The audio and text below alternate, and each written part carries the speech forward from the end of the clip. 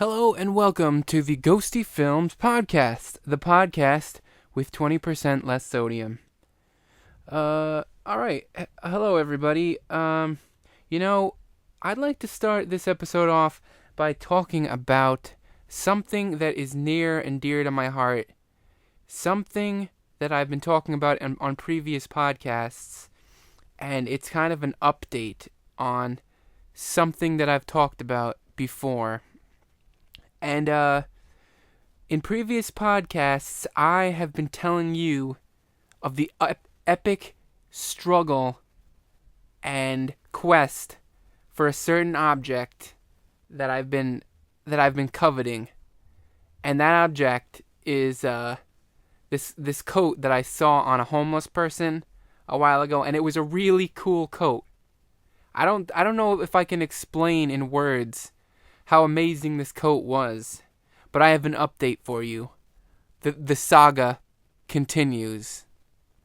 Alright, so I was driving to work again today, and I saw the homeless guy again, and this time he didn't have his coat on. I mean, and it's understandable because, it's spring now. People aren't really wearing coats anymore. And at first, I saw this homeless man, and I was just filled with despair because he wasn't wearing the coat, and I was my heart just sank as I was driving, and I just kind of drove on past. But as I was driving away, the need for that coat started to just swell up inside me, and I slammed on my brakes, and I pulled a U-turn, an illegal U-turn, mind you, and I spun that car around. And I drove back to where that parking lot that this homeless guy hangs out in. And I walked up to him. This time I was manning up. I punched myself in the chest and I manned up. And I wasn't the timid sissy boy that I was last time. And I started walking across the parking lot toward him. How in movies when people are all badass and they just start walking and they walk in slow motion. They walk toward the camera in slow motion, and sometimes there's an explosion behind them. It was kind of like that, except for the explosion. I probably could have set this building on fire behind me, but I was afraid that it would take too long. And I swear, it takes a long time to walk across a parking lot like that in slow motion. I don't know why actors do it. It seems very inefficient. And you know what? The guy almost walked away in the time it took me to walk across that parking lot, but I made it just in time. That's how determined I was.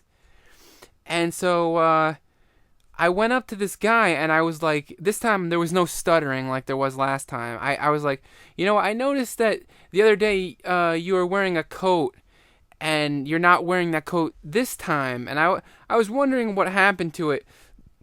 And excuse me, I just burped. And the guy was like, it almost seemed like he didn't even hear my question because his eyes were so glassy and glazed over from malnutrition. And the guy was like, hey man, you got $1? I haven't eaten in weeks. And personally, I thought it was kind of rude that he answered a question with a question. And I was like, yeah, about that coat. And the guy, again, he was like, I'm really hungry, man. And I could tell that he was trying to evade my questions. And I was in that, that whole slow motion movie guy mode. And so I was all badass and cool because, I just walked across an entire parking lot in slow motion. And I was like, you know what?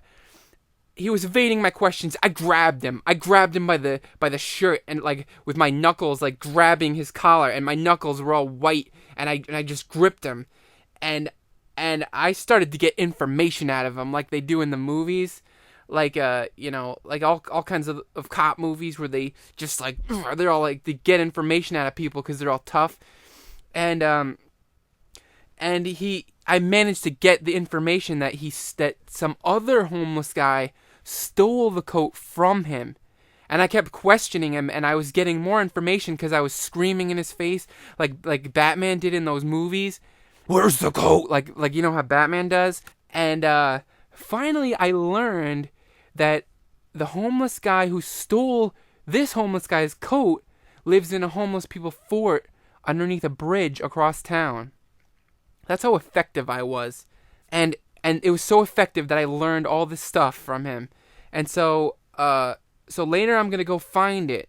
And you know, I might even be a little more detective like or a Batman like, and I might even go disguised as a homeless person myself.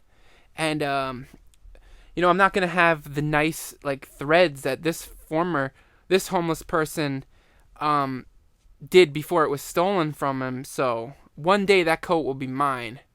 And I drove out of that parking lot, and I felt a sense of accomplishment.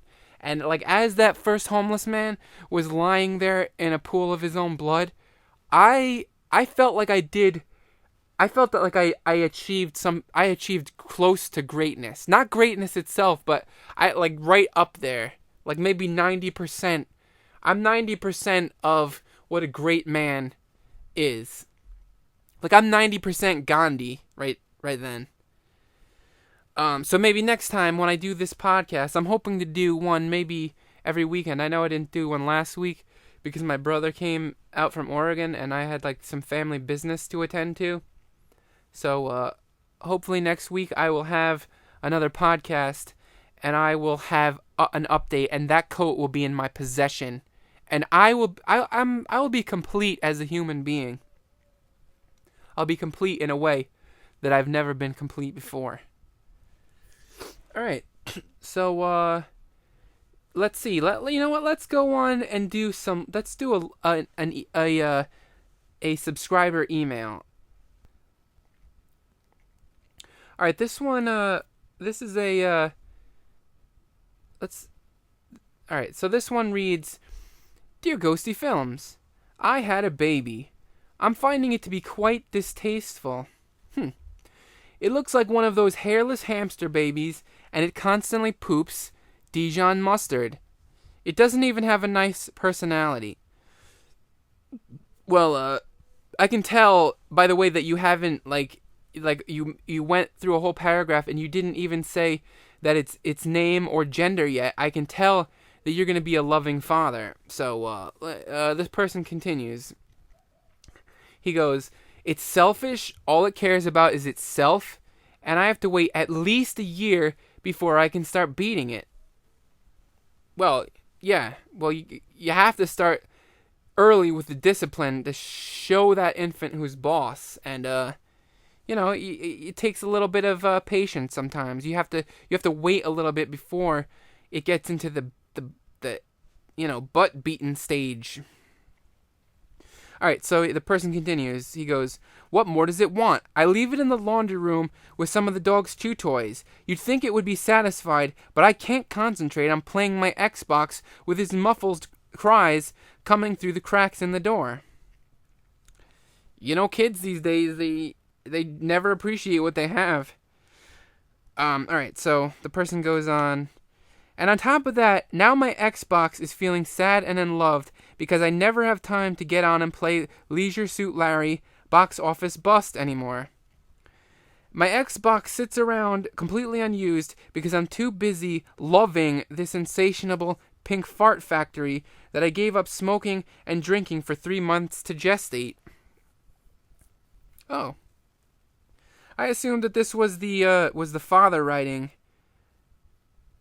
But she gave up 3 months to Oh, so you you only gave up smoking and drinking for 3 months. That's All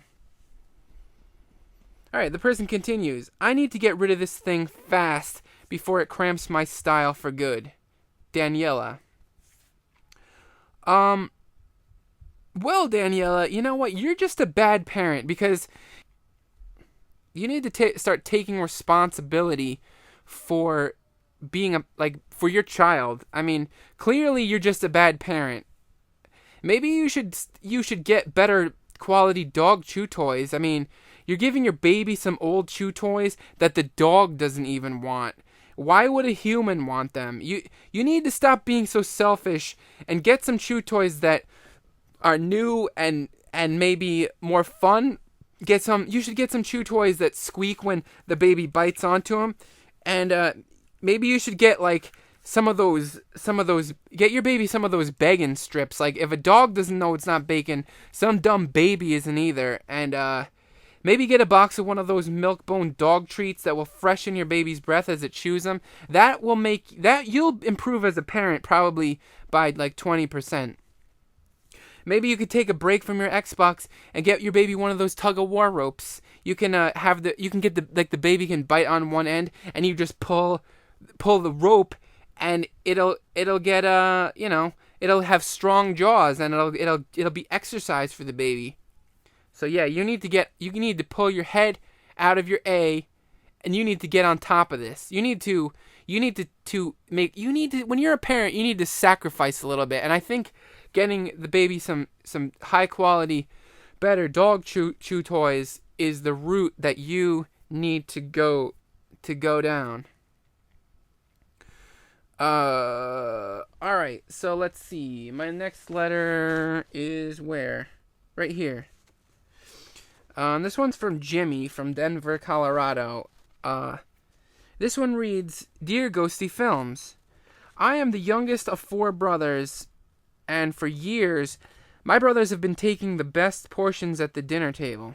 Yeah, I know what that's like. I mean, I'm a younger brother, and my brother, like, I never got left with any of the good stuff. By the time each dish got to my end of the table, I was left with the scraps after they'd taken their fill. My parents insist on buying Neapolitan ice cream for dessert, and I always got stuck with vanilla because nothing was left over. Oh, so it was Neapolitan, and your older brothers were eating all the chocolate and strawberry ice cream, and by the time it got to you, all there was left was vanilla. That sucks. Alright, so the person continues. Last year, I started poisoning each of my older brothers, and 2 of them are in the hospital. Now that I get all the ice cream I want, I realize that I don't like chocolate or strawberry. Should I come clean and apologize?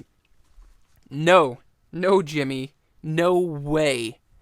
I feel like that's justified. I mean, you needed to know what chocolate and strawberry ice cream tasted like, and now you know that you don't like them. And sometimes that's what you got to do. I mean, I've been poisoning my older brother for years now, and I've gotten to experience all kinds of delectable treats that I never would have even experienced if it wasn't for putting my older brother in the hospital. And I don't look back for a second.